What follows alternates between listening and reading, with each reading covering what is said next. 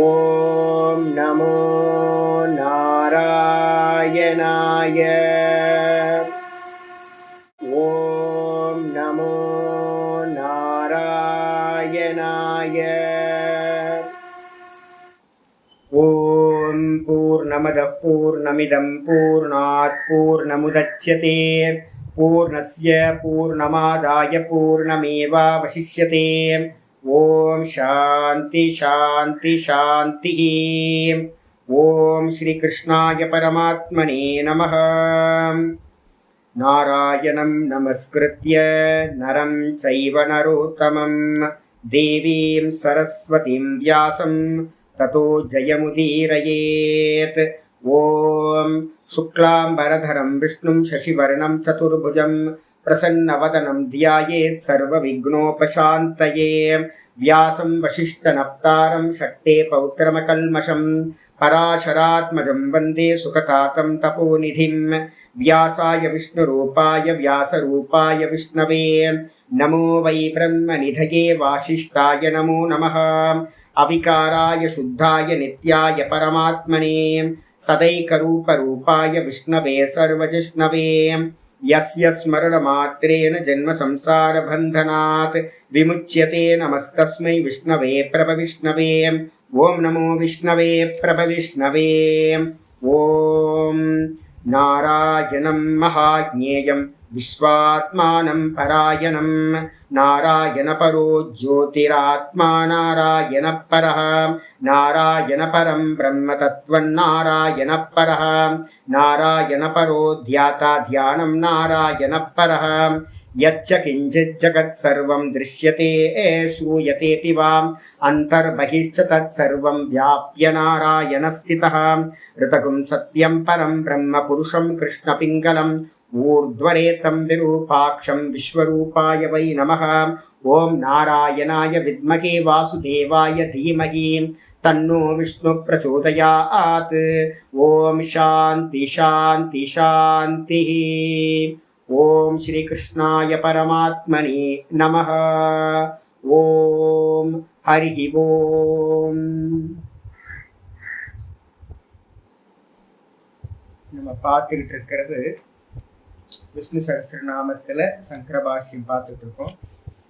நேற்று பார்த்தீங்கன்னா ஸ்லோகத்தோட ஆர்டரில் 80வது ஸ்லோகம் பார்த்து முடிச்சிருக்கோம். இன்னைக்கு 81 பார்க்கணும். போன ஸ்லோகத்தை வாசிச்சுட்டு இன்னைக்கு ஆரம்பிக்கலாம்.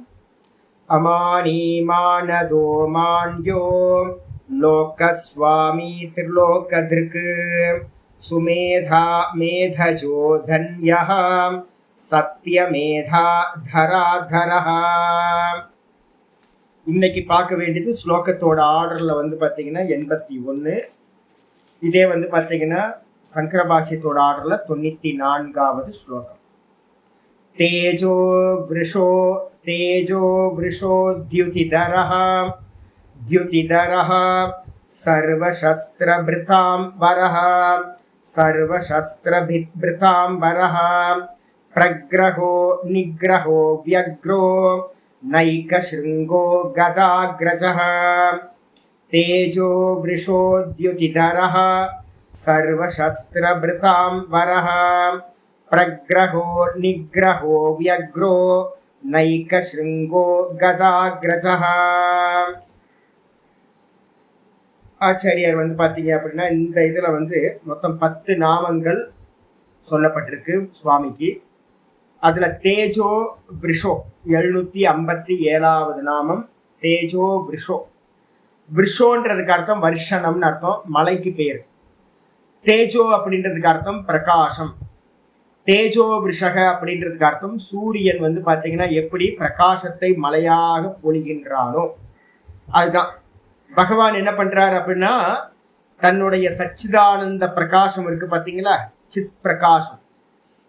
அந்த சித் பிரகாசமா பார்த்தீங்கன்னா இந்த மொத்த ஜெகத்துக்கும் பார்த்தீங்கன்னா சூரிய ஒளி எப்படி பார்த்தீங்கன்னா பெய்யுதோ, நமக்கு இந்த லோகத்தை வியாபிக்குதோ, அதே மாதிரி பார்த்தீங்கன்னா தன்னுடைய சச்சிதானந்த தேஜஸ்னால தன்னுடைய சொரூப பிரகாசத்தினால பார்த்தீங்கன்னா மலையாக சதா பெஞ்சிக்கிட்டே இருக்கார். சூரியனாவது பார்த்தீங்கன்னா அஸ்தமிக்கிறான், திரும்ப காலையில வரான். ஆனா பகவான் என்ன பண்றாரு அப்படின்னா சதா காலமும் தன்னுடைய பிரகாசத்தினால வருஷா மாதிரி வந்து பாத்தீங்கன்னா மழை பெஞ்சுக்கிட்டு இருக்க மாதிரி தன்னுடைய சச்சிதானந்தத்தால் பொழிஞ்சுக்கிட்டே இருக்கார். தேஜோ விருஷகன்னு பேரு பகவானுக்கு பேர். அதுக்கப்புறம் தியுதிதரஹா அப்படின்னா என்ன பேரு? தியுதி அப்படின்னாலும் வந்து பாத்தீங்கன்னா பிரகாசம். தியுதிதரக அப்படின்றதுக்கு அர்த்தம் பிரகாசம் பொருந்திய தன்னுடைய அங்கங்களை உடையவர். இது சூரிய ரூபத்துல பகவான் தான் இருக்கார். சூரிய ரூபத்துல பகவான் சதா பிரகாச ரூபமா இருக்கார். அதனால தியுதிதரகான்னு பேர். பிரகாசத்தை தாரணம் செய்து கொண்டிருக்கின்ற அங்கங்களை உடையவர். இதுக்கப்புறம் சர்வசஸ்திர பிருதாம்பரக ராமர்னு அர்த்தம். சஸ்திரங்களை வந்து பாத்தீங்கன்னா தாரணம் பண்ணவங்க மத்தியில சர்வசஸ்திர பிருதாம், யாரெல்லாம் வந்து பாத்தீங்கன்னா சஸ்திரங்கள் அப்படின்னு சொல்லக்கூடிய வில்ல ஆயுதங்களை வந்து தாரணம் பண்ணியிருக்காங்களோ இந்த உலகத்துல, அந்த ஆயுதங்களை தாரணம் செய்தவர்கள் மத்தியில் வரக மிகவும் பெஸ்ட் பெர்சன் யாரு அப்படின்னா ஸ்ரீராமர். அந்த கோதண்டத்தை வந்து பாத்தீங்கன்னா சுவாமி வந்து பாத்தீங்கன்னா தாரணம் பண்ணியிருக்காருல, அவருக்கு ஈக்குவலா வந்து பாத்தீங்கன்னா பெஸ்ட் பெர்சன் இந்த உலகத்துல இல்லவே இல்லை. அதனால வந்து பாத்தீங்கன்னா சர்வசஸ்திர பிரதாமரகன்னு ராமருக்கு பேர். அதுக்கப்புறம் பிரகிரக, பிரகிருஷ்ட ரூபேன கிரக அப்படின்னு எடுக்கணும். கிரகணம் அப்படின்னா எடுத்துக்கொள்ளுதல். பிரகிருஷ்ட ரூபேன கிரகணம் என்ன அர்த்தம்? பக்தர்கள் கொடுக்கிற எல்லாத்தையும் நம்ம ஆஃபர் பண்றோம்ல, என்னெல்லாம் ஆஃபர் பண்றோம் பாருங்களேன். நீங்க எல்லாம் வந்து பாத்தீங்க அப்படின்னா விதவிதமா எல்லா இடத்துலயும் ஆஃபர் பண்றோம். நாங்களும் பிச்சைக்காரன் தானே. அதனால கோயில் சுவாமிக்கு வந்து பாத்தீங்கன்னா எதுவும் முன்னாடிலாம் பிரம்மச்சாரியா இருக்கும்போது ரிஷிகேஷ்ல இருக்கும் போதெல்லாம் ஒண்ணுமே இருக்காது கையில. ஒரு ஜலத்தை வந்து பாத்தீங்க அப்படின்னா எல்லாத்தையும் கல்பயாமி ஒரு உத்தரடி ஜலத்தை எடுத்து விட்டுறது. சொர்ண புஷ்பம் கல்பயாமி, ஒரு ஜலத்தை விட்டுட்டு சொர்ண புஷ்பம் கல்பயாமின்னு சொல்றோம். என்னெல்லாம் சொல்லுவோன்னு நினைக்கிறீங்க? எனக்கு இஷ்டப்பட்டதெல்லாம் சொல்லுவேன். எடுத்து ஒரு தண்ணிக்கா பஞ்சம் யோசிச்சு பாருங்க, ஒரு உத்தரணி எடுத்து. அப்ப சுவாமிக்கு ரொம்ப பரம திருப்தி. இவன் தண்ணி தான் கொடுக்குறான் அப்படின்னு அவருக்கெல்லாம் தெரியாது. ஜலந்தான் விட்டு ஏமாத்துறான்னு கூட அவர் வந்து பாத்தீங்கன்னா நினைக்க மாட்டார். அப்போ பக்தர்கள் வந்து பாத்தீங்கன்னா விதவிதமா ஆஃபர் பண்றாங்க, நைவேத்தியம் பண்றாங்க, ஆராதனைகள் பண்றாங்க. எல்லாத்தையும் பக்தியோட பண்றவங்க எல்லாத்தையும் பகவான் என்ன பண்றார்? பிரகிரகன்னு அர்த்தம், நல்லா ஸ்வீகாரம் பண்றாராம், பக்தி பாவனையோட பண்றவங்களது. அதுக்கப்புறம் நிகிரகன்னு என்ன அர்த்தம்? நிகிரகம் அப்படின்னா ரெண்டு அர்த்தம் எடுக்கலாம். நிகிரகம் பண்றார் அப்படின்னு கேட்டீங்கன்னா பக்தர்களுக்கு வந்து பாத்தீங்கன்னா யாரெல்லாம் கெடுதி பண்றாங்களோ கெட்டது பண்றாங்களோ அவங்கள எல்லாத்தையும் வந்து பாத்தீங்கன்னா நிகிரகம் பண்றார். அதான் அவதாரமே. பக்தர்களுக்கு வந்து பாத்தீங்கன்னா நிறைய கெட்டது பண்றவங்க கலியுகத்துல வராங்க அப்படின்னு இப்போ ஒரு அவதாரம் பண்ணுவார்.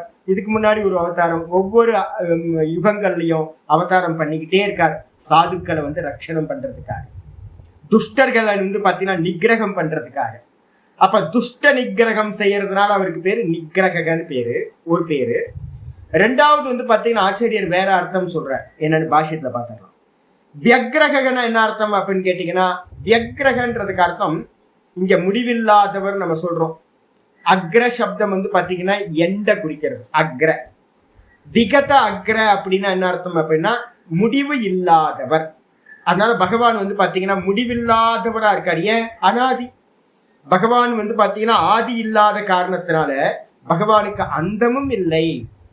அப்ப வி அக்ர பிரிச்சீங்கன்னா விகத அக்ர.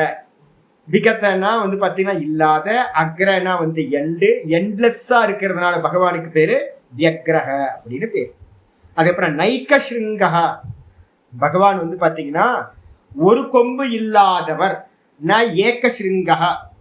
அவதாரம் பண்ணும்போது வந்து பாத்தீங்கன்னா என்ன அவதாரம் பண்ணார்? கொம்போட ஒரு மீன் வந்து அவதாரம் பண்ணார், மச்சி அவதாரம்னு ஒண்ணு பண்ணார் பாத்தீங்களா? அந்த மச்சி அவதாரத்துல வந்து பாத்தீங்கன்னா ஒரு கொம்பு உடைய மீனா பகவான் வந்து பாத்தீங்கன்னா அவதாரம் பண்ணி பாதாளத்துல இருந்த இந்த லோகத்தை வந்து பாத்தீங்கன்னா தூக்கிட்டு வந்தார் அப்படின்னு இருக்கு.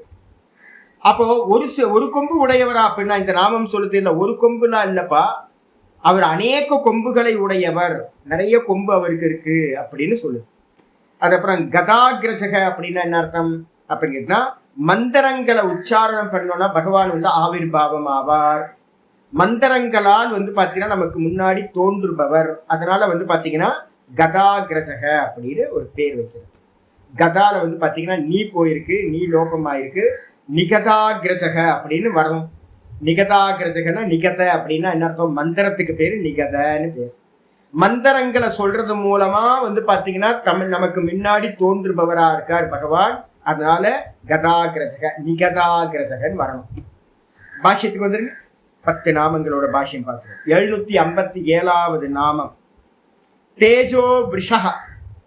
தேஜோ விஷகன்னு அர்த்தம் ஆச்சாரியர் சொல்றாரு, தேஜசாம் அம்பசாம் சர்வதா ஆதித்ய ரூபேன வருஷனாத் தேஜோ விஷக. தேஜசாம், தேஜசாம் அப்படின்னா என்ன அர்த்தம்? பிரகாசம். இந்த பிரகாசம்ன்றத வந்து பாத்தீங்கன்னா அம்பசாம், பிரகாசம் என்ற இந்த தண்ணீரை, ஜலத்தை நம்ம என்ன பண்ணணும்? பிரகாசம் தான் ஜலம்னு வச்சுக்கணும். இப்ப பூமி ஃபுல்லா வந்து பிரகாசம் இருக்கு, இதுதான் ஜலம் மாதிரி வச்சுக்கணும். சர்வதா இந்த ஜலத்தை, பிரகாசம் என்ற ஜலத்தை எல்லா காலத்திலையும் ஆதித்ய ரூபேன வருஷனாத், ஆதித்ய ரூபத்துல இருந்துகிட்டு அவர் என்ன பண்றாரு அப்படின்னு கேட்டீங்கன்னா வருஷாவா மழையா பெய்கின்றார். அப்ப வந்து இந்த இடத்துல டைரக்டா எழுதணும். என்ன பண்ணிக்கலாம் அப்படின்னா சூரிய வடிவாக இருப்பவர் அப்படின்னு எழுதிக்கிறோம் பக்கத்துல. தேஜோ விஷகன்றதுக்கு அர்த்தம் சூரிய வடிவத்தில் இருந்து கொண்டு பிரகாசத்தை மலையாக பொழிபவர், மலையா பெய்கிறவர் அப்படின்னு அர்த்தம்.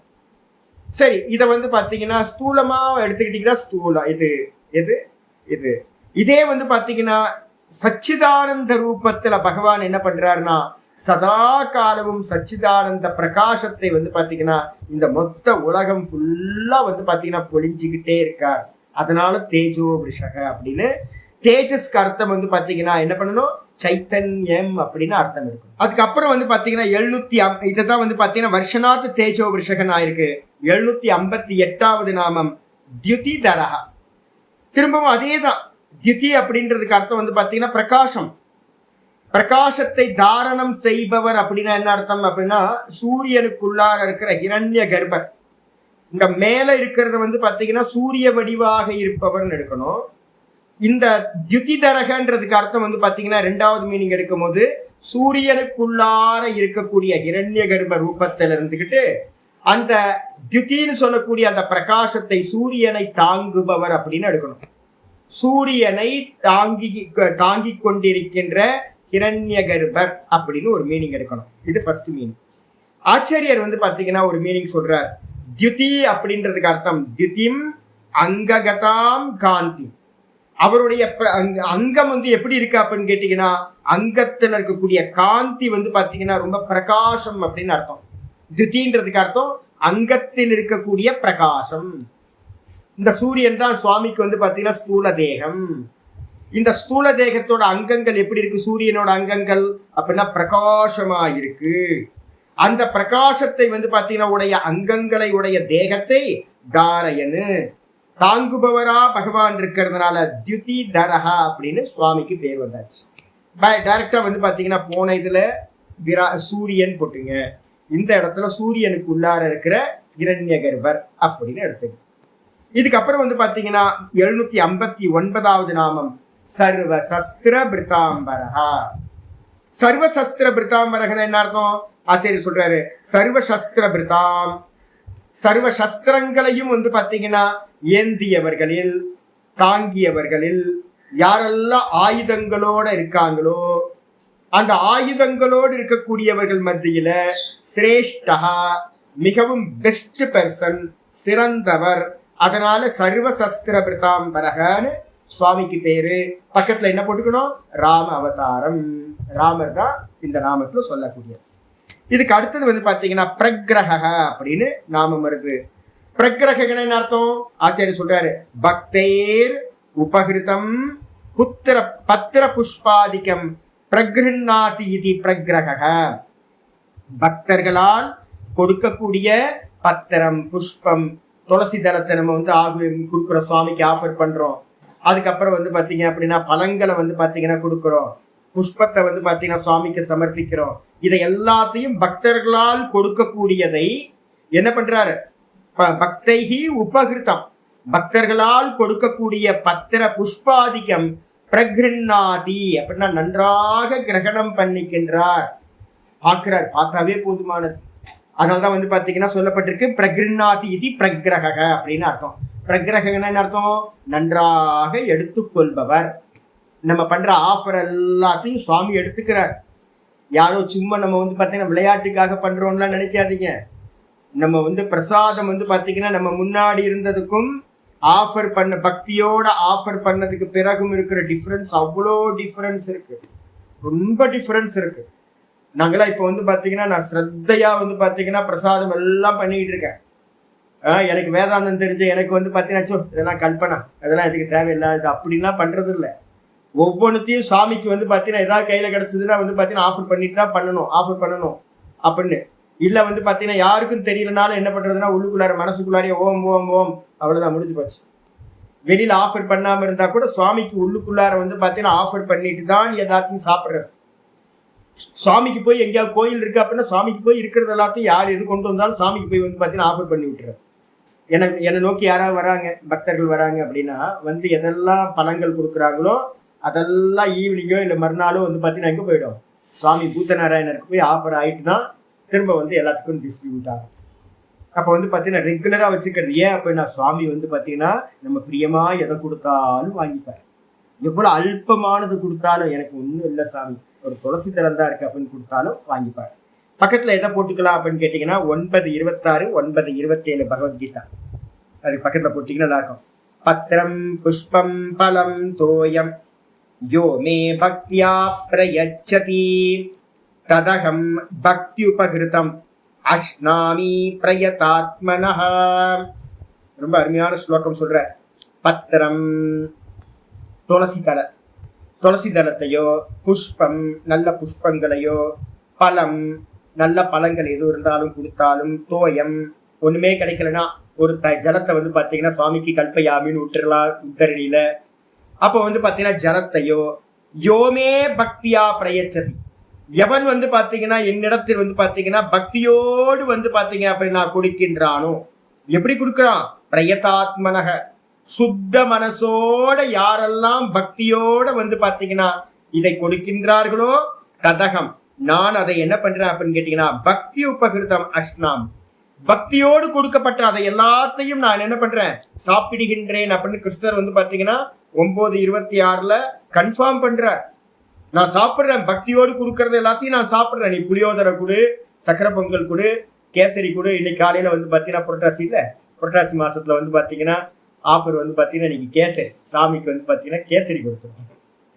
நேற்று புளியோதரை பொங்கல், ஒவ்வொரு நாளும் ஒவ்வொன்று இஷ்டப்படி அது கொடுத்துட்டு பார்த்தீங்கன்னா யாருக்கு, எல்லாத்துக்கும் தான். நாங்கள் ஒரு கண்டிஷன் வச்சிருக்கோம். என்னன்னு கேட்டிங்கன்னா பிரசாதம் கொடுக்கணும்னா சாமியை பார்த்தீங்கன்னா ஒரு ரவுண்டு வரணும், பிரதட்சணம் வரணும். பிரதட்சணம் வந்தால் தான் பார்த்தீங்கன்னா பிரசாதம். கம்பல்சரியாக ஒருத்தருக்கு பார்த்தீங்கன்னா புண்ணியத்தை கொடுக்கணும்னு முடிவு பண்ணி பிரசாதம் கொடுக்குறது. ஒரு தொன்னை பிரசாதம் வாங்குறதுக்கு ஒரு ரவுண்டு வரணும். 2வது வேணும் அப்படின்னா 2வது வாட்டி ஒரு ரவுண்டு வாங்க, பிரதட்சணம் பண்ணுங்க சுவாமியை, 2வது தொன்னை கிடைக்கும். ஏன் அப்படின்னு கேட்டிங்கன்னா பிரசாதம் நார்மலாக வீட்டில் கேசரி பண்ணி சாப்பிட தெரியாது.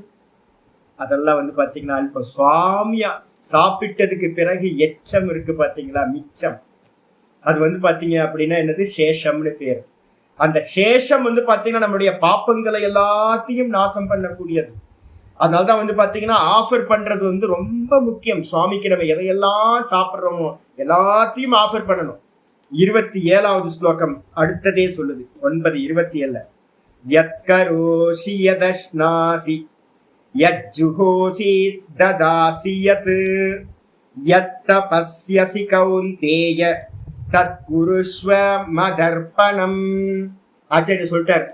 என்ன அப்படின்னு கேட்டீங்கன்னா நீ பழம் பத்திரம் புஷ்பம் இதெல்லாம் கொடுக்கணும்ன்றது இல்ல, நீ எந்த கருமத்தை செய்கிறாயோ, யத்கரோஷி யத் அஷ்னாசி எதை சாப்பிடுகின்றாயோ, யஜ்ஜுஹோசி எதனை பார்த்தீங்கன்னா ஹோமம் பண்ணுகின்றாயோ, ததாசியத்து எதனை பார்த்தீங்கன்னா மற்றவங்களுக்காக கொடுக்கின்றியோ தானமா, தபஸ்யசி எந்த தபஸை செய்கின்றாயோ, ஏ கௌந்தேய அதை எல்லாத்தையும் என்ன பண்ணு அப்படின்னா தத்குருஷ்வ மதர்ப்பணம், எனக்கு பார்த்தீங்கன்னா அர்ப்பணமாக கொடுத்துரு. அதை எல்லாத்தையும் நான் என்ன பண்றேன், சுவாகா பண்ணிடுறேன், உன்னுடைய பாப்பங்களை எல்லாத்தையும் நாசம் பண்ணிடுறேன் அப்படின்ற.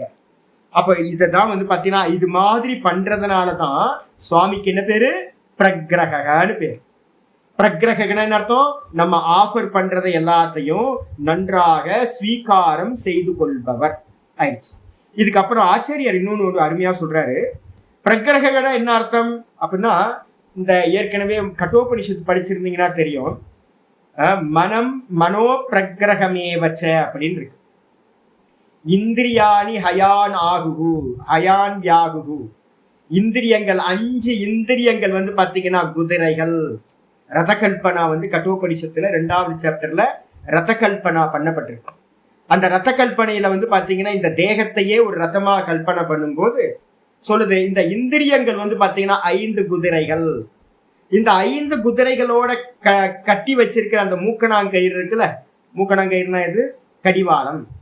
இந்த கடிவாளம் வந்து 5 குதிரையோட கனெக்ட் ஆகி ஒன்னா எது இருக்கோ ஒன்னாக்கி வச்சிருப்பாங்க. அதுக்கு பேர் வந்து பாத்தீங்க அப்படின்னா மன பிரகிரகமே வச்ச. 5 இந்திரியங்களோட கோஆர்டினேட்டர் மனசு. அந்த மனசுதான் பிரகிரகம். அந்த பிரகிரகம் யார் கையில இருக்கும்? அந்த பிரகிரகம் தான் மனசு. அது யார் கையில இருக்கும்? புத்தின்ற சாரதி கையில இருக்கும். இது நல்லா புத்திக்கு உட்பட்டதா இருந்துச்சு அப்படின்னா அந்த உள்ள அங்க உட்கார்ந்து இருக்கிற எஜமானன் யாரு? ஆத்மா வந்து பாத்தீங்கன்னா தான் எங்க போய் சேரணுமோ அந்த இடத்துக்கு போய் சேரும். அப்ப புத்திக்கு வசப்பட்ட மனசுன்ற பிரகிரகம் இருக்கணும். அந்த கடிவாளம்ன்ற மனசு வந்து பாத்தீங்கன்னா என்ன பண்ணிருக்கணும்? 5 குதிரைகளையும் வசப்படுத்தினதா இருக்கணும். இங்க ஆச்சாரியர் சொல்றாரு, தாவத்தோ விஷயாரண்யே. இந்த இந்த துர்தாந்த இந்திரிய வாஜினக. வாஜினகனா குதிரைகளுக்கு பேர் வாஜினகன்னு பேரு. இந்திரிய வாஜினக, இந்திரியங்கள் என்ற குதிரைகள். எப்படிப்பட்ட குதிரைகள் அப்படின்னா துர்தாந்த, அடக்குவதற்கு ரொம்ப கஷ்டமா இருக்கிற அரேபிய குதிரைகள். அரேபிய குதிரைகள் மாதிரி வந்து பாத்தீங்கன்னா அடக்குவதற்கு கடினமா இருக்கிற இந்த குதிரைகள் என்ன பண்ணுது? இந்திரிய குதிரைகள். விஷயாரண்யே தாவதக. எங்க போகுது அப்படின்னா விஷயம்ன்ற அரண்யம். இது ஃபுல்லா காடு. இந்த காட்டுக்குள்ளார வந்து பாத்தீங்கன்னா ஆடியோ வீடியோ சாப்பாடு அது இதுன்னு இந்த விஷயங்கள்லயே போயிட்டு இருக்கு. அடக்க முடியாம இந்த குதிரைகள் இந்திரியங்கள். இதை எல்லாத்தையும் என்ன பண்றாரு அப்படின்னா தத்து பிரசாதேன ரஸ்மினேன. பகவான் என்ன பண்றாரு அப்படின்னு கேட்டீங்கன்னா அவரோட பிரசாதத்து மூலமா. சுவாமி இந்திரிய வசப்பட மாட்டேங்குது சாமி, கதறணும், சுவாமிகிட்ட கேட்கணும். சாமி எல்லாத்துக்கும் முன்னாடி இந்திரியத்தை நிகிரகம் பண்ணுன்னு சாஸ்திரங்கள் சொல்லுது. ஒன்னு அறியணும் அப்படின்னா வந்து இந்திரிய நிகிரகம் ரொம்ப முக்கியம். கீதால வந்து பார்த்தீங்கன்னா அர்ஜுனனுக்கு சொல்லும்போது சொல்றாரு, தஸ்மாத்வம் இந்திரியான் யாதவ் நியம்ய பரதர்ஷவ பாப்மானம் பிரஜகித்யேனம் ஞான விஞ்ஞான நாசனம். லய பிரக்கிரியால ரொம்ப தூரம். அப்ப முதல்ல வந்து பாத்தீங்கன்னா இந்த 5 இந்திரியங்களையும் அடக்க வேண்டும். ஏ அர்ஜுனா, தஸ்மாத்வம் இந்திரியாணி யாதவ். முதல்ல நீ உன்னோட இந்திரியங்களை என்ன பண்ண அப்படின்னா நியம்ய, வசப்படுத்து. முதல்ல இந்திரியங்களை வசப்படுத்து. ஏன் அப்படின்னா நீ என்னதான் படிச்சு புத்திசாலியா இருந்தாலும், உனக்கு என்னதான் அனுபவங்கள் வந்திருந்தாலும், இந்த இந்திரியங்கள் வீக்கா இருந்துச்சு அப்படின்னா என்ன ஆகும்னா இந்த இந்திரியங்கள் ஞான விஞ்ஞான நாசனம். உன்னுடைய சாஸ்திர ஞானத்தையும் உன்னுடைய அனுபவ ஞானத்தையும் இந்த இந்திரியங்கள் என்ன பண்ணும்? நாசம் பண்ணிடும். அதனால என்ன பண்ணணும்? ஒரு முமுட்சு வந்து பாத்தீங்கன்னா இந்திரிய நிகிரகத்தை கண்டிப்பா பண்ணி ஆகணும். ஆனா வந்து பாத்தீங்கன்னா அடங்கவே மாட்டேங்குது சாமி. ஒரே புறம்பல் தான் எல்லாத்துக்கும். நாக்கு அடங்க மாட்டேங்குது, காது அடங்க மாட்டேங்குது, கண்ணு அடங்க மாட்டேங்குது, எல்லாம் அடங்க மாட்டேங்குதே சுவாமி அப்படின்னா தத்து பிரசாதேன ரஷ்மினேன. சுவாமியோட பிரசாதம் இருக்கு பாத்தீங்களா, அதுதான் அந்த குதிரைகளை அடக்கக்கூடிய கயிறு, கடிவாளம். அந்த ரஷ்மினேன பத்னாதி இதுவா. அந்த பகவானோட பிரசாதம்ன்ற கயிறுனாலதான் இந்த இந்திரியங்கள் அப்படின்ற குதிரைகளை என்ன பண்ண முடியும்? விஷயத்துல போகிட்டு இருக்கிற இந்திரியங்களை கண்ட்ரோல் பண்ண முடியும். அதனால பிரகிரகவத்து பிரகிரக. பிரகிரகம்னா என்ன அர்த்தம்? கடிவாளம், குதிரையை கட்டி வைக்கிற கடிவாளம். அதே மாதிரி கடிவாளத்துக்கு சமமா கடிவாளம் போன்று வந்து பாத்தீங்கன்னா பகவானுடைய பிரசாதம் இருக்கிறது. அப்ப வந்து பாத்தீங்கன்னா சுவாமிகிட்ட வந்து பாத்தீங்கன்னா பிரசாதம் வந்து பாத்தீங்கன்னா எடுத்துக்கிறோம் அப்படின்னா என்னது? இந்திரிய நிகிரகம் தான் நமக்கு பலமா கிடைக்கிறது, பலனா கிடைக்கிறது. அதனால அவருக்கு பேர் வந்து பாத்தீங்கன்னா பிரக்ரஹகான்னு பேர். கடிச்சா கடிவாளம். சுவாமிக்கு என்ன பேரு? சுவாமிக்கு பேரு கடிவாளம். என்ன கடிவாளம்? இந்த இந்திரியங்களை கண்ட்ரோல் பண்ற கடிவாளம்.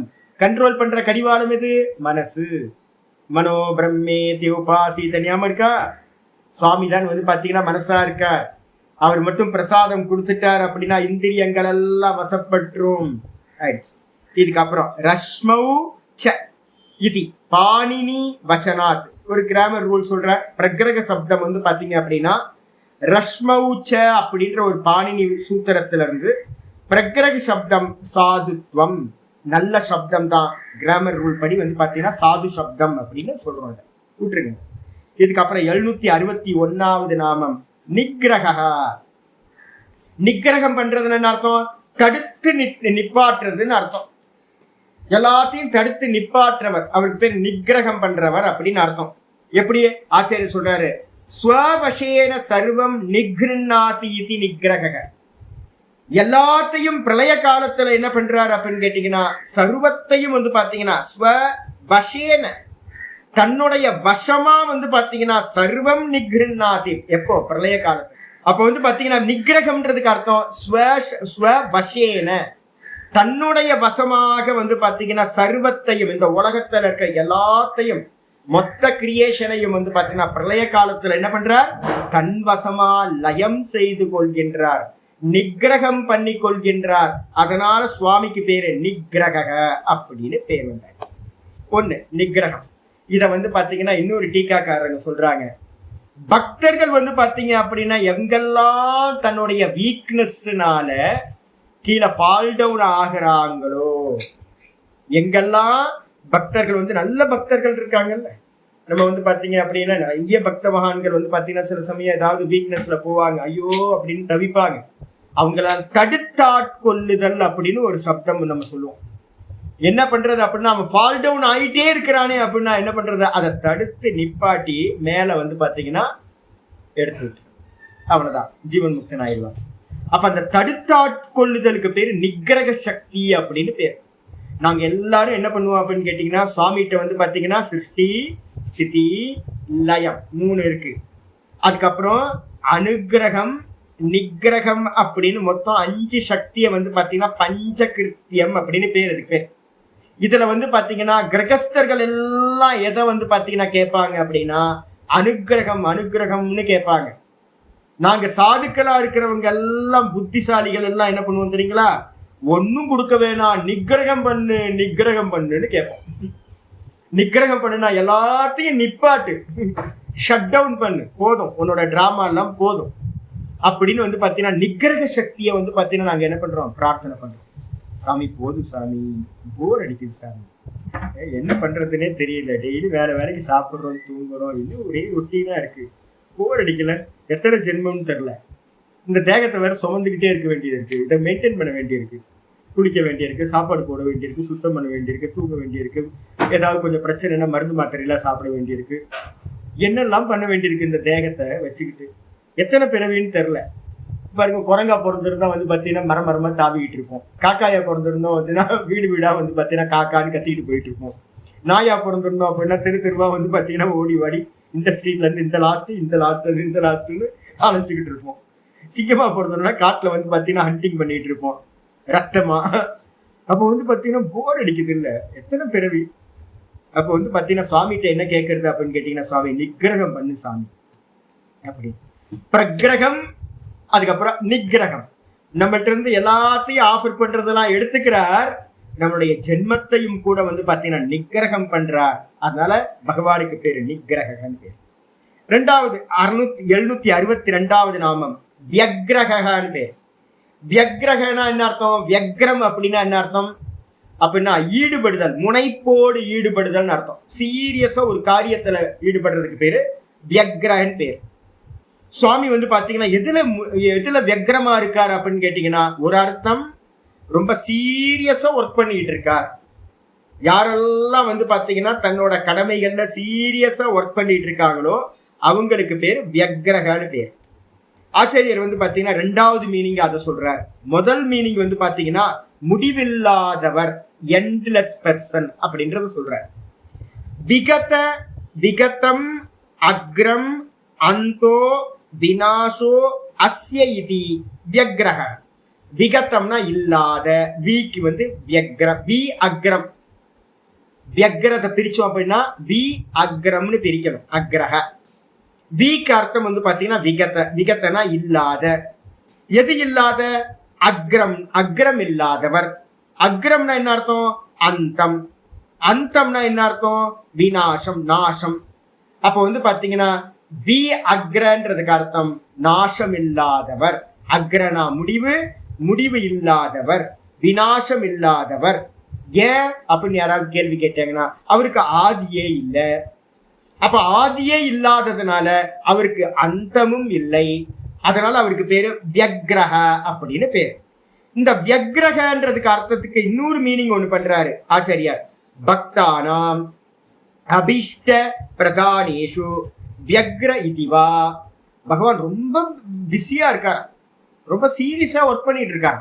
என்னப்பா ஒர்க் பண்ணிட்டு இருக்காரு அப்படின்னு கேட்டீங்கன்னா, பக்தர்கள் வந்து பாத்தீங்கன்னா எதையெல்லாம் அபீஷ்ட பிரதானேஷு, எதையெல்லாம் கேட்கிறாங்களோ ஊர் ஃபுல்லா பகவான்கிட்ட கேட்டுக்கிட்டே தானே இருக்காங்க. எல்லா ஜீவராசியும் பிரார்த்தனை பண்ணுது, எனக்கு இது வேணும், இது வேணும், இது வேணும், இது வேணும் அப்படின்னு. எவ்வளவு லிஸ்ட் இல்லை? ஆச்சரியமா இருக்கு. நம்ம மனசுல வச்சுக்க முடியல யார் யாரு என்னென்ன கேட்டாங்க அப்படின்னு நம்ம மனசுல வச்சுக்க முடியல. ஆனா பகவான் வந்து பாத்தீங்கன்னா இந்த லோகத்துல இருக்கிற சகல ஜீவராசிகளுடைய பிரார்த்தனையும் என்ன பண்றார்? மனசுல வச்சுக்கிட்டு எல்லாத்துக்கும் வந்து பாத்தீங்கன்னா இவனு இந்த டைம்ல கேட்டானே தேச கால நிமித்தம், இந்த மூணுத்தையும் வச்சுக்கிட்டு அவங்களோட பண்ண கர்மத்துக்கு ஏற்ற மாதிரி எல்லாத்துக்கும் வந்து பாத்தீங்கன்னா மயிரிலை பிசகாமல் கர்ம பலனை வந்து பாத்தீங்கன்னா என்ன பண்ணிட்டு இருக்காரு? கொடுத்துக்கிட்டே இருக்காரு. அப்பதான் இப்பதான் தெரியுது, ஒரு 10 பேர்த்துக்கு தேவையானதை ஒரு சப்ளை பண்றதுக்குள்ளார இவங்க இந்த மருந்து கேட்டாங்க, அவங்க அந்த மருந்து கேட்டாங்க, இவங்க வஸ்திரம் கேட்டாங்க, இவங்க கண்ணாடி கேட்டாங்க, இவங்க வந்து பாத்தீங்கன்னா இது கேட்டாங்க, அது கேட்டாங்க அப்படின்னு ஒரு 10-20 பேர்த்துக்கு கொடுக்கறதுக்குள்ளாரியே தலை பிச்சுக்க வேண்டியதாக்கு மெமரி லாஸ் ஆயிடுது. நமக்கு யாரு என்ன கேட்டான்னு தெரியல. சில பொருளை வாங்கி அப்படியே டம்ப் பண்ணி வச்சிருக்கோம். என்னன்னு கேட்டீங்கன்னா யாருக்கு கேட்டதுன்னே தெரியல, அப்படியே இருக்கு. நிறைய பேர் கேட்ட பொருளை வந்து பாத்தீங்கன்னா வாங்காம இருக்கும். இது மாதிரி இருக்கும். கேட்டு 10 பேரையே நம்மளால பிரார்த்தனையை வந்து நிவர்த்தி பண்ண முடியல. இதுல இந்த ஆளு பாருங்களேன், எனக்கு என்ன ஆச்சரியம் இல்லை, அனந்த கோட்டி ஜீவர்கள் எத்தனை ஜென்மோன்னு பாத்துக்கணும். டேட்டாஸ் எல்லாம் வந்து பாத்தீங்கன்னா நம்மளுடைய கர்மா டேட்டாஸ் வந்து பாத்தீங்கன்னா ஒரு பெர்சனோட கர்மா டீட்டெயிலே வந்து பாத்தீங்கன்னா என்ன பண்றதுன்னு தெரியாது. மொத்த கூகுளையும் வந்து பாத்தீங்க அப்படின்னா அவன்கிட்ட என்ன டேட்டாஸ் வந்து ஸ்டோரேஜ்ல இருக்கோ அது ஒரே ஒரு ஜீவனுக்கு உள்ளதா இருக்கும். ஏன்னா ஒரு ஜீவனுக்கே அனந்த கோட்டி ஜென்மம். அனந்த கோட்டி ஜென்மத்துல செஞ்ச கர்மங்களோட ரெக்கார்ட்ஸ வந்து வச்சிருந்தோம் அப்படின்னா ஒரு கூகுளோட இது பத்தாது நமக்கு. இது மாதிரி கோடிக்கணக்கான ஜீவர்கள் இவங்களுக்கு எல்லாத்துக்கும் கர்ம பலனை மெஷர் பண்ணி சதா கரெக்டா வந்து பாத்தீங்கன்னா தேச கால நிமித்தத்துக்கு ஏத்த மாதிரி எல்லாத்தையும் டிஸ்ட்ரிபியூட் பண்ணிக்கிட்டு இருக்காரு. அப்படின்னா சுவாமி எப்படி இருக்காரு அப்படின்னா ரொம்ப பிஸி. சுவாமி ரொம்ப பிஸியா இருக்கார். அதனால அவருக்கு பேரு வியக்ரஹன்னு பேர். முனைந்து காரியம் பண்றவர்னு அர்த்தம். தன்முனைப்போட முயற்சியோட காரியம் பண்ணிட்டு இருக்கார். ரொம்ப பிஸியா காரியம் பண்ணிக்கிட்டு இருக்கவர் சுவாமி. அது மட்டும் இல்ல, 763வது நாமம் நைக்க ஸ்ருங்கஹா. நைக்க ஸ்ருங்ககன்னு அர்த்தம் அப்படின்னா ஒரு கொம்பு இல்லாதவர். ந ஏக்க ஸ்ருங்கஹ நைக்க ஸ்ருங்கஹ. ஒரு கொம்பு இல்லாதவர்னா என்ன அர்த்தம்? அநேக கொம்புகளை உடையவர்.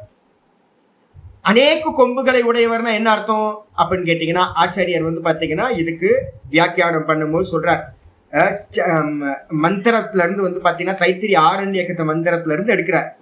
சதுஸ்ருங்கோ நைக்க ஸ்ருங்கஹா. பகவான் வந்து பாத்தீங்க அப்படின்னா 4 கொம்புகளை உடையவர். 4 கொம்புகள் என்ன அப்படின்னு கேட்டீங்கன்னா சொல்றாரு. 4 கொம்புகள் ரிக்யஜு சாம அதர்வனம் சொல்லக்கூடிய 4 வேதங்கள் தான் 4 கொம்புகளா இருக்கு. ஆச்சாரியர் சொல்றாரு, ஒரு பிரமாணம் சொல்றாரு. சத்துவாரி ஸ்ருங்கா. சத்துவாரி ஸ்ருங்கானா 4 கொம்புகள். வேதங்களே 4 கொம்புகள். அதுக்கப்புறம் வந்து பாத்தீங்க அப்படின்னா திரையோ அஸ்ய பாதாஹா. இவருக்கு வந்து பாத்தீங்கன்னா 3 பாதங்கள். திருவிக்கிரம சுவாமி அவதாரம் எடுக்கும்போது 3 பாதங்களால பூ புவஹா சுவஹா 3 காலடியில என்ன பண்ணார், இந்த மொத்த உலகத்தையும் அளந்தார். அப்ப 3 பாதங்கள் சுவாமிக்கு, 4 கொம்பு 3 பாதம். அப்புறம் திவே ஷீர்ஷே சகஸ்ர ஷீர்ஷா புருஷா, அது இருக்காதுங்க. இங்க வந்து பாத்தீங்கன்னா 2 தலை. என்ன சுவாமி 2 தலை அப்படின்னு கேட்கும் போது, தலை வந்து பாத்தீங்கன்னா ஜீவாத்மா பரமாத்மா, ஜீவாத்மா பரமாத்மான்னு 2 தலை. சப்த ஹஸ்தௌ அஸ்தாசோ அஸ்ய, 7 கைகள் வந்து பாத்தீங்க அப்படின்னா இருக்கு. 7 கைகள் என்ன அப்படின்னும் போது வந்து பாத்தீங்கன்னா 7 வந்து பாத்தீங்கன்னா கிராமர் ரூல் படி வந்து பாத்தீங்கன்னா 7 விபக்திகள்னு சொல்றோம். கர்த்தா, கர்ம, கரணம், சம்பிரதானம், அபாதானம், சம்பந்தம் அப்படின்னு வந்து பாத்தீங்கன்னா மொத்தம் 7 விபக்திகள். 6 விபக்தி, ஒரு சம்பந்தம் கிராமர் ரூல் படி 7 கைகளாக சொல்லப்படுகிறது. திரிதா பத்தோ, 3 விதங்கள்ல வந்து பாத்தீங்க அப்படின்னா பந்தப்பட்டவரா இருக்கார். இதயம், கழுத்து, தலை 3 இடத்துல வந்து பாத்தீங்க அப்படின்னா அவரை வந்து தாரணை பண்றதுக்கான இடம் வந்து பாத்தீங்கன்னா ஏற்கனவே நான் சொல்லியிருக்கேன். 3 இடத்துல வந்து பாத்தீங்கன்னா சுவாமியை தாரணம் பண்ணணும். நிறைய பேர் கேட்கறாங்க, சுவாமி அன்னைக்கு கூட யோக சூத்திர கிளாஸ்ல வந்து ஒரு அம்மா அந்த விஜயா அவங்க கேட்டாங்க, சாமி எனக்கு வந்து பாத்தீங்கன்னா ஹிருதயத்துல தாரணம் பண்ண முடியலையே அப்படின்னு. நான் பலமுறை சொல்லியிருக்கேன். என்ன அப்படின்னு கேட்டீங்கன்னா 3 ஸ்தானம் சிரேஷ்டமா சொல்லப்பட்டிருக்கு. 1 ஹிருதயம், 2வது விசுத்தி, 3வது புருவமத்தி. அப்போ 3 இடங்கள்ல வந்து பாத்தீங்கன்னா பந்தப்படுபவர்னு அர்த்தம். அவரை கட்டி வைக்க முடியும். சுவாமியோட ரூபத்தை என்னோட ஹிருதயத்துல கட்டி போடலாம், இல்லைன்னா விசுத்தி சக்கரத்துல கட்டி போடலாம் கழுத்துல, இல்ல அப்படின்னா புருவ மத்தியில சுவாமி என்ன பண்ணலாம், பவுன் பண்ணலாம். தாரணை செய்யக்கூடிய 3 ஸ்தானங்கள். திரிதா பத்தோ, அது மாதிரி வந்து பாத்தீங்கன்னா இருக்கக்கூடிய ரிஷபோ, சுவாமி வந்து பாத்தீங்கன்னா ரிஷபமா. நான் ஏற்கனவே உங்களுக்கு சொல்றேன், ரிஷபம் எதை குறிக்கிறது, ஹிரண்ய கர்ப்பர், பிராணசக்தி. பிராணனை வந்து பாத்தீங்கன்னா ரிஷபம், தர்மஸ்வரூபம் அப்படின்னு பேர். தர்மஸ்வரூபமா இருக்கிற அந்த பிராணசக்தி ஹிரண்ய கர்ப்பர். அந்த ரிஷபம் வந்து பாத்தீங்கன்னா ரோரவிதி, ரோரவ் அப்படின்னா கர்ஜனை பண்ணுதான். இந்த காலை வந்து பாத்தீங்கன்னா ரிஷபம் கத்துச்சுன்னா ரோட்ல சூப்பரா இருக்கும் அது கத்துறது. மற்ற மாட்டுக்கும் அதுக்கும் வந்து பாத்தீங்கன்னா என்ன அந்த சவுண்டோட இது பாத்தீங்கன்னா எப்படி இருக்குன்னு தெரியுங்களா, அந்த சவுண்ட்லாம் கொண்டே வர முடியாது. நல்ல டெப்த் இருக்கும் பாத்தீங்கன்னா தெரியும் உங்களுக்கு. பக்கத்துல யாராவது இருந்தா மிரட்டுருவாங்க. அப்ப வந்து பாத்தீங்கன்னா ரோரவிதி மகாதேவோ, அப்படி இது பண்ற அந்த மகாதேவன் என்ன பண்றாரு அப்படின்னு கேட்டீங்கன்னா எங்க இருக்காரு அப்படின்னா மர்த்தியாம் ஆவிவேஷ, செத்து போற மனுஷனுக்குள்ளாரெல்லாம் அவர் தான் புகுந்திருக்கார், நுழைந்திருக்கார். அவர் வெளியில போயிட்டாருன்னா என்ன ஆகும், செத்து போயிடுவான். அப்ப வந்து பாத்தீங்க அப்படின்னா அவர் உள்ள நுழைஞ்சிருக்கிறதுனாலதான் இவன் உயிரோட இருக்கான். இவர் வெளியில போயிட்டாரு அப்படின்னா செத்து போகாதவன் செத்து போயிடுவான். அப்ப வந்து பாத்தீங்கன்னா சுவாமி யாரு, இந்த பிராணனை வர்ணனை பண்ணுது 4 வேதங்களே அவரோட கொம்புகள். அதே மாதிரி வந்து பாத்தீங்கன்னா 3 பாதங்களே அவருடைய கால்கள், 3 பாதங்கள், 2 தலைகள், ஜீவாத்மா பரமாத்மான்னு 2 தலைகள், 7 கைகளே வந்து பாத்தீங்கன்னா கர்த்தா, கர்மம், கரணம் அப்படின்னு சொல்லக்கூடிய 7 விபக்திகள். அதுக்கப்புறம் 3 பந்தங்கள் வந்து அவரை கட்டி போடக்கூடிய இடம், தாரணை பண்ணக்கூடிய இடம் 3 இடங்கள், ஹிருதயம், கழுத்து, புருவமத்தி. அதுக்கப்புறம் ரிஷபோ அப்படின்னா அப்படிப்பட்ட அந்த ரிஷபமானவர், பிராணரூபியா இருக்கக்கூடிய அந்த ரிஷப வடிவான மகாதேவர் என்ன பண்றார், மர்த்தியாம் ஆவிவேஷ, செத்து போற மனுஷனுக்குள்ளார பிரவேசம் பண்ணி இருக்கார் அப்படின்னு மந்திர வர்ணம் சொல்லப்பட்டிருக்கு. அப்ப என்ன அர்த்தம்னு கேட்டீங்கன்னா, ஒரு கொம்பு இல்ல, அவருக்கு எத்தனை கொம்பு, 4 கொம்பு, 4 வேதங்கள் சொல்லியாச்சு. அதுக்கப்புறம் 764வது நாமம் கதாகிரஜக அப்படின்னு பேர். கதாகிரஜகன்னு என்ன அர்த்தம் அப்படின்னா ஆச்சாரியர் சொல்றாரு, கதாகிரஜகன்றதுக்கு பக்கத்துல ஒரு நீன்னு ஒரு சப்தம் போட்டுக்கணும்.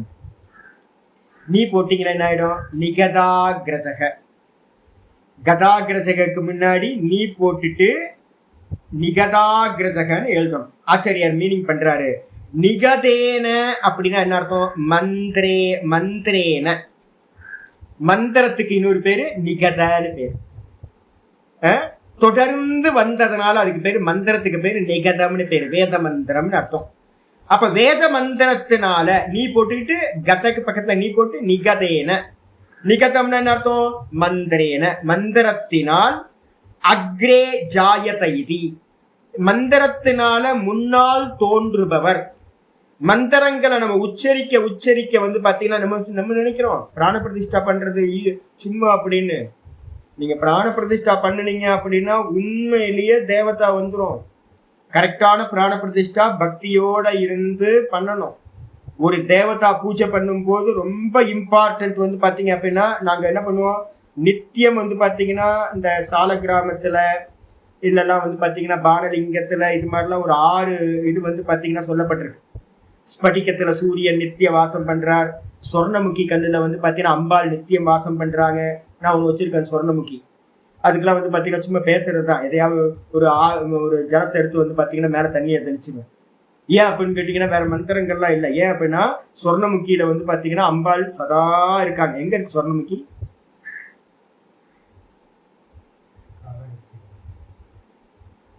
சொர்ணமுகி நதி தெரியாத எங்கன்னு? காளகஸ்தியா, காளகஸ்தி அடுத்த முறை காளகஸ்தி. ஆமா, அடுத்த முறை வந்து பாத்தீங்கன்னா காளகஸ்தி போனீங்கன்னா நதிக்கரைக்கு போய் அங்க தேடி நல்ல இடமா பார்த்து ஒரு சின்ன கல்லை கொண்டு வந்து ஸ்ரீசக்கரத்தை ஒரு தட்டுல வச்சிருப்பீங்கல்ல, மேருவோ ஸ்ரீசக்கரமோ வச்சிருக்கீங்கல்ல, அந்த சின்ன கல்லை கொண்டு வந்து அங்க வச்சுக்கிட்டீங்க அப்படின்னா அம்பாள் வந்து பாத்தீங்கன்னா நீங்க பிரதிஷ்டையே பிராண பிரதிஷ்டையே பண்ண வேணாம். அம்பாள் சதா வாசம் பண்ணிக்கிட்டே இருப்பாங்க அந்த கல்லுல. சொர்ணமுகி கல்லு அப்படின்னு பேர் அடிச்சா. அப்புறம் ஸ்பட்டிகம் வந்து பாத்தீங்க அப்படின்னா சூரியன் வந்து பாத்தீங்கன்னா நித்திய வாசம் பண்றது ஸ்பட்டிகத்துல. அதுக்கப்புறம் சோனாபத்தர் அப்படின்னு ஒண்ணு எங்க இருக்கு தெரியுமா? சோனா நதி அடுத்த முறை எங்கேயாவது இமாலயாஸ் போனீங்க அப்படின்னா கேதார்நாத்துக்கு முன்னாடி உங்க பஸ் எல்லாம் ஒரு இடத்துல நிப்பாட்டுவோம். அதுக்கு மேல பஸ் எல்லாம் அலோவ் பண்ண மாட்டான். வாகனங்கள்லாம் அதுக்கு மேல போக முடியாது. 4 வீலர் போகும்னு நினைக்கிறேன். பஸ் எல்லாம் அங்கேயே நிப்பாட்டிடுவான். எங்கேயாவது டிராவல்ஸ்ல போனீங்க அப்படின்னா பஸ் எல்லாம் நிப்பாட்டணும்னா சோனா நதி எங்க இருக்குன்னு கேளுங்க. நீங்க நிக்கிற இடத்துல தான் சோனா நதி இருக்கும். ஒரு சின்ன பிரிட்ஜ் போகும். அது மெயின் ஸ்ட்ரீம்ல வந்து பாத்தீங்கன்னா கங்காவோட வந்து பாத்தீங்கன்னா கலக்கும். அந்த இடத்துல கலக்கிற இடத்துல வந்து பாத்தீங்கன்னா கீழே இறங்குனீங்கன்னா காஞ்சி போன நதி, மேக்சிமம் அது காஞ்சி போன நதியா தான் இருக்கும். இல்லைனாலும் நிறைய கல்கள் வந்து பாத்தீங்கன்னா 2 பக்கம் கொட்டி கிடக்கும். அதுல இருந்து ஒரு சின்னோண்டு கல்லை கொண்டு வந்து பாத்தீங்கன்னா வீட்டுல வச்சுக்கங்க. அந்த சோனாபத்தர்ல வந்து பாத்தீங்கன்னா கணபதி என்ன பண்றார்? நித்தியம் வாசம் பண்றார். சால கிராமம் விஷ்ணு, சோனாபத்தர் கணபதி, அதுக்கப்புறம் சொர்ணமுகி கல்லு அம்பாள், அதுக்கப்புறம் வந்து பாத்தீங்கன்னா ஸ்பட்டிகம் சூரிய பகவான், அதுக்கப்புறம் சால கிராமம் மாதிரியே இது பானலிங்கம் அப்படின்னு எங்க ஓங்காரேஸ்வர் பக்கம் எங்கேயா போனீங்கன்னா சின்னதா ஒரு கல்லு கொண்டு வந்துருங்க, சிவலிங்கத்துக்கு வச்சிடலாம். பிராண பிரதிஷ்டா பண்ணவே வேணாம். நமக்கு வந்து பாத்தீங்கன்னா நல்லா பேசிக்கிட்டு சுவாமியோட நல்ல விவகாரம் பண்ணிட்டு இருக்கலாம். ஆனா நீங்க வேற எதா இருந்தாலும் கோயில் விக்கிரகங்கள்லாம் இருக்கு பாத்தீங்களா, பிராண பிரதிஷ்டா பண்ணல அப்படின்னா அங்க வந்து தேவதா இல்லைன்னு அர்த்தம். நாங்க நிறைய பார்க்கிறோம். நாங்க வந்து பாத்தீங்கன்னா சும்மா நார்மல் கோயில்கள்லாம் இருக்குல்ல, அதுக்கும் முறையா வேத மந்திரங்கள் சொல்லி முறையா 12 வருஷத்துக்கு ஒரு வாட்டி பிராண பிரதிஷ்டா பண்ணி கும்பாபிஷேகம்லாம் பண்றதுக்கும், எந்த ஒரு பூஜைகளும் இல்லாம இருக்கிற கோயில்களுக்கும் வேத மந்திரங்கள் இல்லாம இருக்கிறதுக்கும் வந்து பாத்தீங்கன்னா அவ்வளோ டிஃப்ரென்ஸ் இருக்கு. நாங்க இப்ப இவங்கெல்லாம் ஒரு கோயிலுக்கு போகணும் பக்கத்துல திருவண்ணாமலை வந்தா ஒரு இடத்துக்கு போங்க. என்னது தாண்டவேஸ்வரர், என்ன தாண்டவேஸ்வரர்? அனவரத தாண்டவேஸ்வரர். அனவரத தாண்டவே பாருங்களா, யாரு அனவரதம் அப்படின்னா நான் ஸ்டாப்னு அர்த்தம். நான் ஸ்டாப்பா தாண்டவம் ஆடிக்கிட்டு இருக்கிற ஈஸ்வரன். நம்ம உடம்புல எது நான் ஸ்டாப்பா தாண்டவம் ஆடிட்டு இருக்கு? பிராணன். பிராணனுக்கு வந்து பாத்தீங்க அப்படின்னா ஒரு பேர் கொடுத்து ஒரு ஈஸ்வரனா இங்க திருவண்ணாமலை இருந்து ஒரு 10 கிலோமீட்டர் தள்ளி இருக்கு. அற்புதமான கோயில். ஆனா உள்ள போய் பாத்தீங்க அப்படின்னா ஒரு மந்திரம் தெரியாத, ஒண்ணுமே தெரியாத ஒரு பூஜை. அவர் நல்ல பக்தியோட தான் பண்றார். ஆனா வந்து பாத்தீங்கன்னா மந்திர பிரயோகம் இல்லாததுனால அவ்வளோ டிஃபரன்ஸ் இருக்கு. அதே இடத்துல வந்து பாத்தீங்கன்னா மந்திர பிரயோகம் பண்ணணும் அப்படின்னா இப்பதானே பார்த்தோம். என்னது இப்பதான் பார்த்திருக்கோம், என்னது கதாகிரஜக. மந்திரத்தை சொல்ல சொல்ல வந்து பாத்தீங்கன்னா முன்னாடி வந்து நிற்பார். வேத மந்திரங்களுக்கு அவ்வளவு மகிமை இருக்கு, சுவாமியோட சுவாச காத்து. அப்ப மந்திரம் சொல்லாம நீங்க வந்து பாத்தீங்கன்னா ஏதாவது சொன்னீங்க அப்படின்னா ஆவிர்வாகம் ஆக மாட்டார். பிராண பிரதிஷ்டையும் அதே மாதிரி. பிராண பிரதிஷ்டைக்கு வந்து பாத்தீங்கன்னா முறையா மந்திரங்களை பிரயோகம் பண்ணி முறையா பண்ணணும் அப்படின்னா எந்த இடத்துல வேணாலும் சுவாமியை வந்து என்ன பண்ண முடியும்? ஆவிர்வாகம் பண்ண வைக்க முடியும்.